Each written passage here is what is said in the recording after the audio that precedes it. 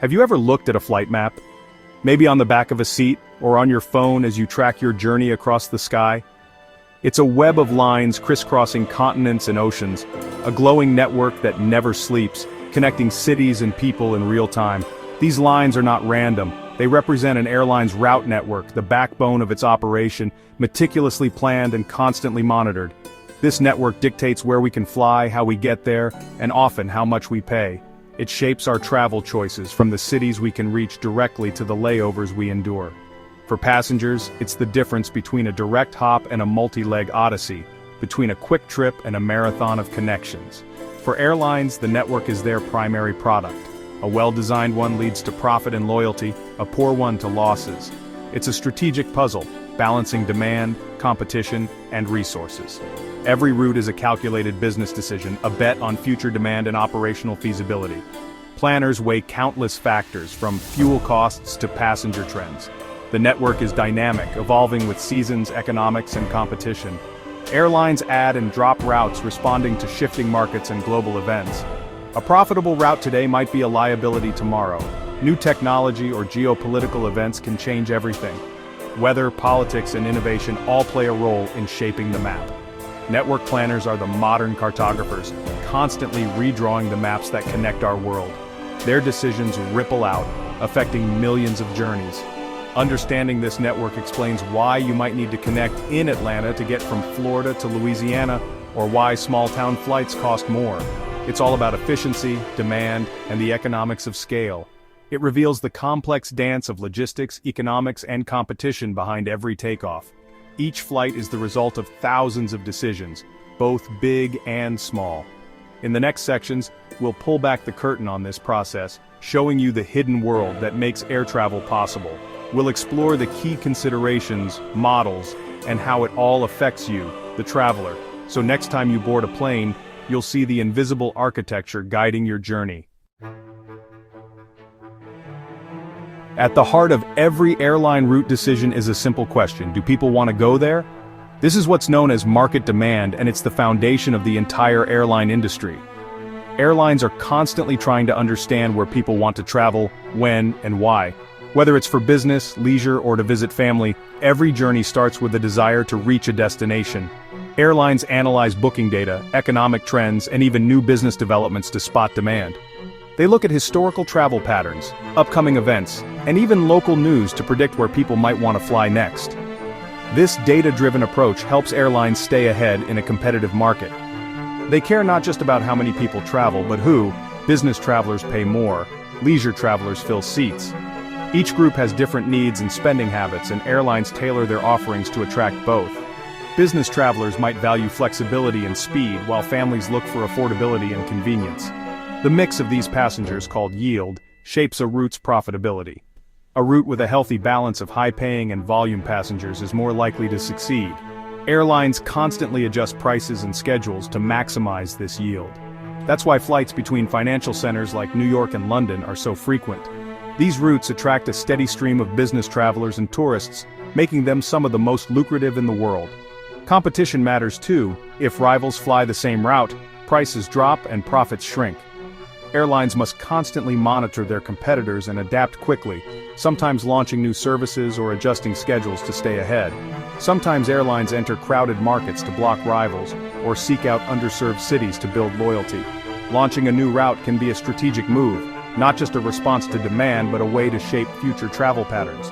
Connecting traffic is crucial. A route may not have enough local demand, but as part of a network it can thrive. Airlines design their schedules to funnel passengers through hubs, making even smaller cities accessible to the world. For example, a Des Moines-Chicago flight might mostly carry passengers connecting onward. These connections turn regional flights into vital links in a global system. This flow of connecting passengers is the lifeblood of many routes. Without it, many flights simply wouldn't be viable. It's a central element of the hub-and-spoke model we'll discuss soon, where major airports act as collection points for travelers from all over. Ultimately, demand, competition, and connections drive every route decision. Airlines must balance all these factors to create a network that serves passengers, stays profitable, and adapts to a world that's always on the move. Once demand is identified, airlines run the numbers. Flying is expensive, and every route must pass a financial test. Major costs include fuel, crew salaries, and maintenance. Fuel prices alone can make or break a route. Airlines hedge fuel and manage crew costs, but expenses like landing fees, airspace charges, and airport services add up fast. The right aircraft is key, a small jet for modest demand, a larger plane for busy routes. This is called right-sizing. Using the right plane keeps costs down and flights full. Environmental regulations add new costs, from emissions taxes to noise restrictions. Airlines invest in fuel-efficient planes and direct routes to cut both emissions and expenses. Every gallon of fuel saved boosts the bottom line. Ultimately, a route only survives if ticket sales cover all these costs and leave a profit. The financial equation is relentless. Routes are constantly evaluated and adjusted.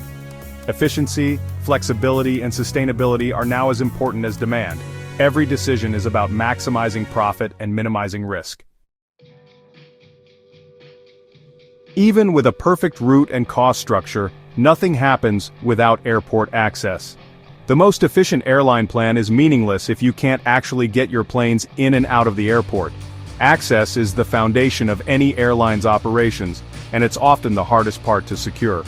Airports have limited runways, gates, and facilities.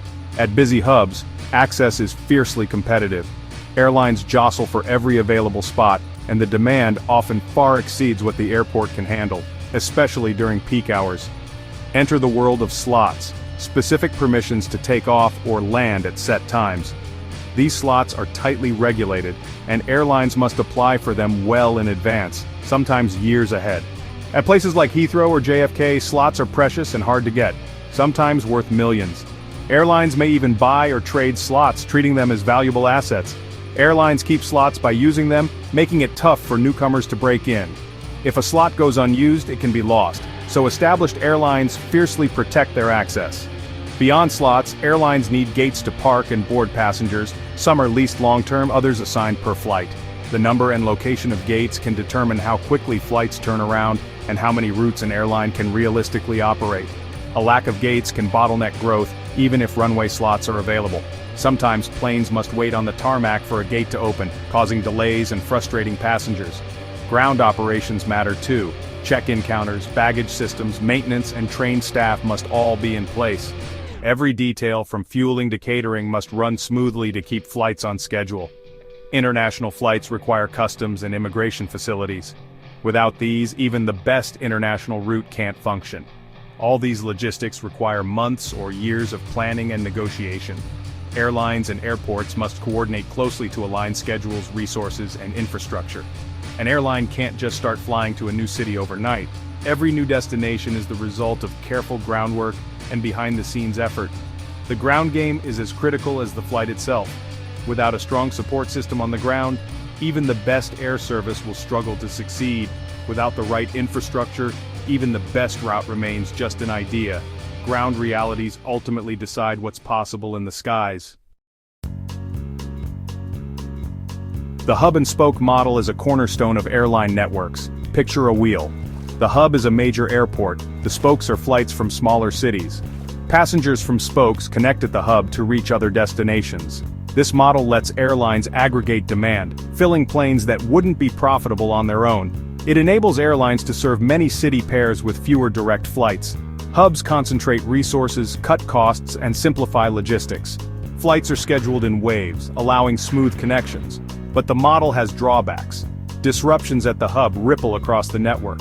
Passengers often face connections, longer journeys, and the risk of missed flights or lost bags. Still, for airlines, the efficiency and reach of hub and spoke are hard to beat. It's the engine behind most major carriers' networks. The point-to-point model skips hubs, flying passengers directly from origin to destination. Low-cost carriers like Southwest thrive on this approach, connecting cities with non-stop flights. The benefit: convenience, no connections, less stress, fewer delays. Aircraft are used more efficiently, lowering costs per seat. But this model needs strong local demand and works best on busy routes. Smaller cities are often left out, as direct flights aren't viable. Many airlines now blend models. Legacy carriers add point-to-point routes, while low-cost airlines develop mini-hubs. This hybrid approach offers flexibility and broader reach. The lines between models are blurring as airlines adapt to changing markets. Ultimately, the goal is to match service to demand, efficiently and profitably. The U.S. airline market showcases these network strategies in action.